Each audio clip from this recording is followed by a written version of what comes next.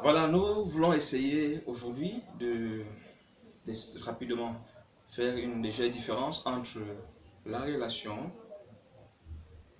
l'intimité et la communion avec Dieu. C'est des mots que nous utilisons souvent à tort et à travers. Mais il faudrait justement que nous parvenions à pouvoir les disséquer, à pouvoir mettre chaque mot à sa place, donner un contenu à chacune de ces expressions. Et nous allons nous rendre compte que cela se reflète effectivement dans les rapports qui existent entre Dieu et nous. Déjà, par définition, il faut comprendre, nous sommes tous d'accord là-dessus, que la relation définie alors, désigne l'ensemble des liens qui existent entre un individu. Je peux avoir pour seule relation avec mon voisin le bonjour, bonsoir, alors que je peux avoir des relations d'amitié avec quelqu'un d'autre. C'est-à-dire que parmi mes voisins, il y en a avec qui je suis bonjour, bonsoir, c'est juste de la sympathie. D'autres, j'ai des relations d'amitié et d'autres, j'ai plus d'affinité. Donc, la relation, déjà, la notion de relation ne définit pas déjà la portée des rapports. Elle définit ici le type de rapport qui existe. Vu sous cet angle-là, quelqu'un peut être, pratiquement tout le monde peut être en relation avec Dieu. C'est-à-dire que je peux être en relation avec Dieu à travers mon cousin qui est pasteur. Le lien entre Dieu et moi, c'est mon cousin. Je peux être en relation avec Dieu à travers le fait que je suis le bailleur de l'église. Le lien entre Dieu et moi, c'est qu'il y a une église dans ma maison. Je peux être en relation avec Dieu à travers des circonstances, c'est-à-dire que de temps en temps, je vais dans les deuils, et j'aime particulièrement dans les deuils, les moments où on fait les moments de culte. La relation avec Dieu peut être circonstancielle, elle peut être ponctuelle, c'est-à-dire que je vais aller à l'église une fois tous les dimanches, sans rien de plus. Donc, la relation avec Dieu ne désigne rien de particulier. De la même manière que la relation avec mes collègues de service va définir, va varier d'un collègue à un autre en fonction du type de rapport que nous avons. Ça, c'est un peu ce que nous devons comprendre de manière générale sur la notion de relation. Alors, quand je reste au stade de la relation avec Dieu, s'il faudrait rester dans le contexte religieux, je suis tout simplement un religieux. La relation avec Dieu, c'est du domaine simplement de la religion, c'est-à-dire que les liens qui existent entre Dieu et moi sont définis par la religion que j'ai choisie. Ça va être au niveau du bouddhisme, par exemple, ça va être au niveau du judaïsme, du christianisme. Dans le christianisme, c'est le catholicisme, c'est le protestantisme, c'est le pentecôtisme, revenons un peu chez nous. Et là, on se rend compte que la relation ici est une affaire de forme, c'est-à-dire que des formes apparentes, des formes visibles, sans rien de plus.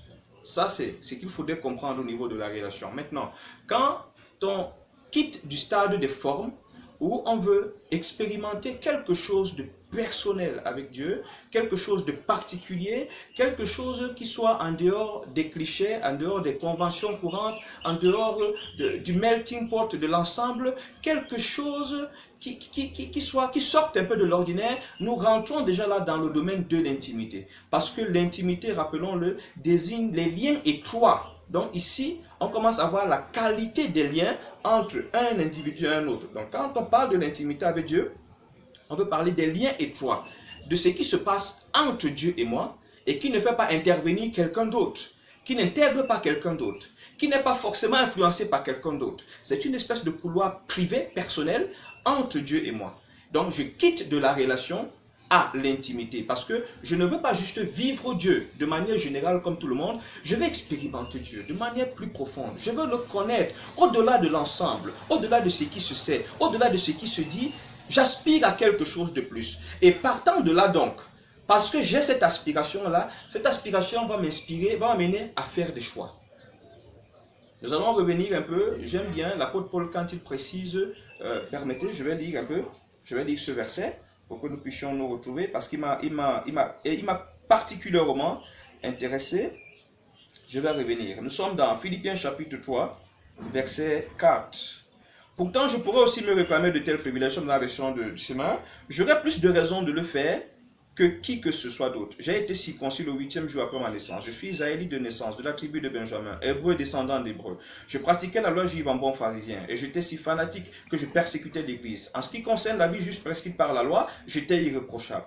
Mais cette qualité que je regardais, je les considère maintenant comme une perte à cause de Christ. Et je considère même toute chose comme une perte en comparaison de ce bien suprême, connaître Jésus-Christ mon Seigneur, pour qui je me suis privé de tout avantage personnel. Je considère tout cela comme des déchets afin de gagner le Christ et d'être parfaitement uni à lui. Philippiens chapitre 3, verset 4. Ça, c'était dans la version du semaine. Nous prenons cette illustration.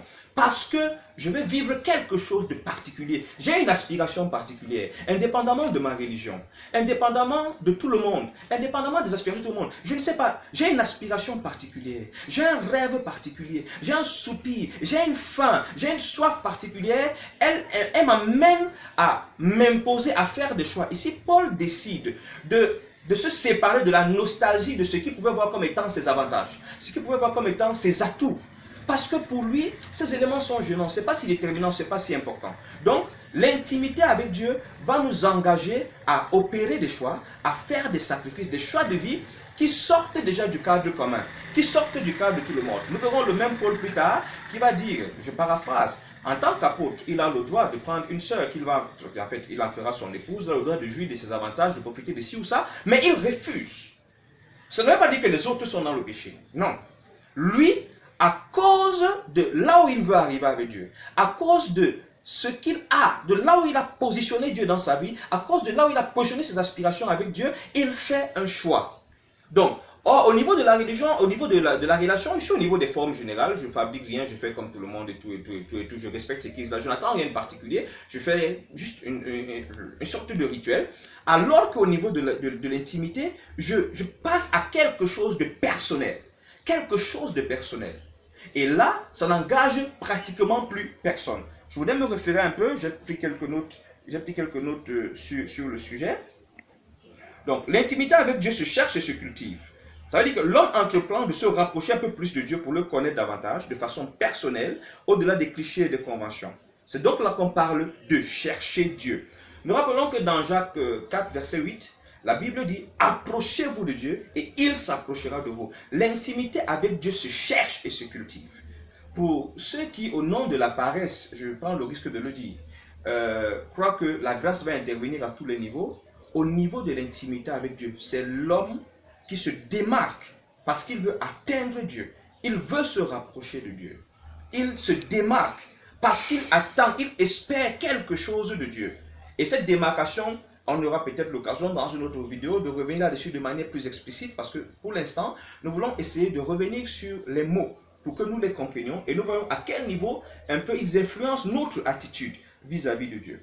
Donc l'intimité avec Dieu va donc impliquer des sacrifices parce que je vais développer des liens étroits. Je vais devoir me débarrasser de tout ce qui est contraire à Dieu et de tout ce que j'estime comme étant nocif à mon projet. Mon projet, c'est que je veux par exemple vivre le Dieu tel que je le vois dans les Actes des Apôtres.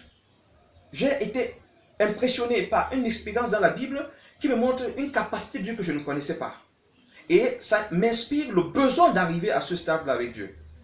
Et nous allons nous rendre compte que tous ceux qui sont justement allés à un certain stade, à un certain niveau de relation avec Dieu, sont des gens qui ont eu à faire des sacrifices, qui ont eu à faire des choix, qui ont eu à opérer des choix, le plus souvent très difficiles. Donc, nous devons donc, parce que quand celui qui veut développer une intimité avec Dieu, celui qui cherche à être intime de Dieu va devoir se démarquer. Je ne vais plus définir ma vie par rapport à l'ensemble. Je la définis par rapport à un canevas bien plus étroit qui m'est inspiré de ce que je comprends de Dieu.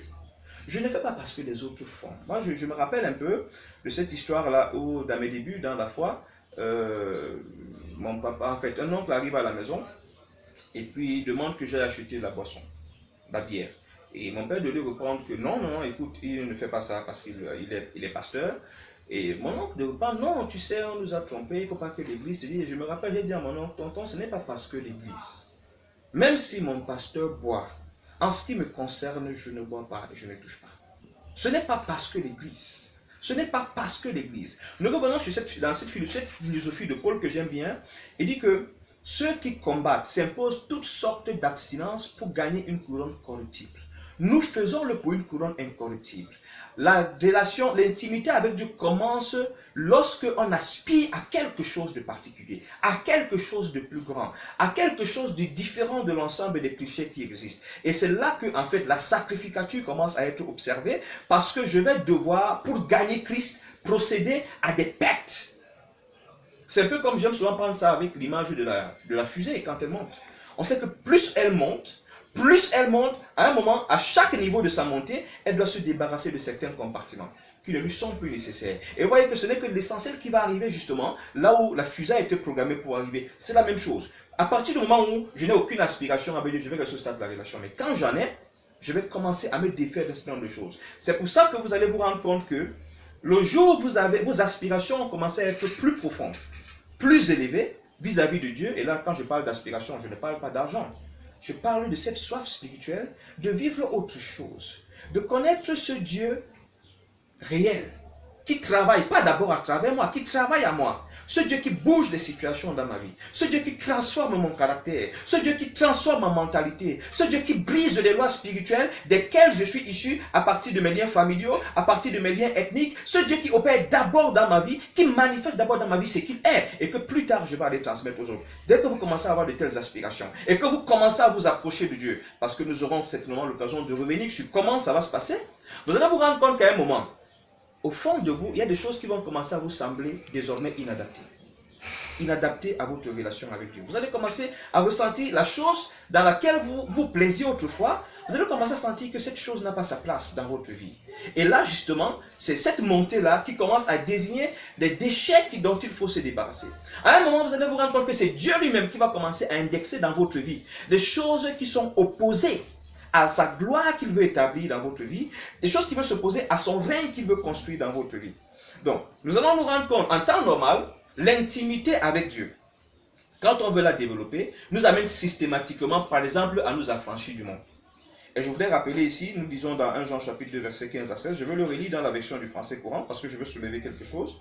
Peuple adultère que vous êtes, ne savez-vous pas qu'aimer le monde, c'est haïr Dieu? Si donc quelqu'un veut être l'ami du monde, il se fait l'ennemi de Dieu. Pardon, là nous sommes plutôt dans Jacques 4, verset 4.